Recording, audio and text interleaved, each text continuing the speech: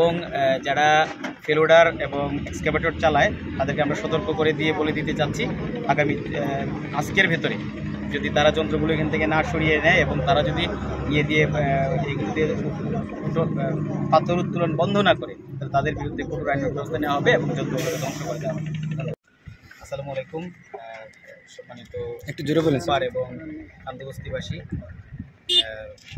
আজকে আমরা বিজিবি এবং পুলিশ সহযোগে যে টাস্কফোর্স অভিযান আমরা পরিচালনা করলাম। আমাদের ছাত্র ভাইয়েরা এবং গ্রামবাসী মিলে যে গতকাল যে প্রতিবাদ সভা করেছে তাদেরকে সাধুবাদ জানাই। মূলত তাদেরকে সাথে নিয়ে আজকে আমরা এখানে ব্রিজ জুমপাড়ের যে ব্রিজ ইয়েটা রাস্তাটা এবং এখানকার গোল্লাঘাটের থেকে শুরু করে আমরা অনেকগুলো পাথর তোলার যন্ত্র নষ্ট করেছি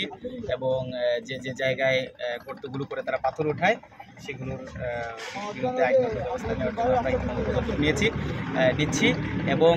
যারা ফেলোডার এবং এক্সকাভেটর চালায় তাদেরকে আমরা সতর্ক করে দিয়ে বলে দিতে চাচ্ছি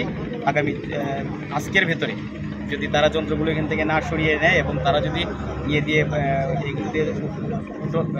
পাথর উত্তোলন বন্ধ না করে তাহলে তাদের বিরুদ্ধে কঠোর আইনের ব্যবস্থা নেওয়া হবে এবং যন্ত্রগুলো ধ্বংস করে দেওয়া হবে। ধন্যবাদ।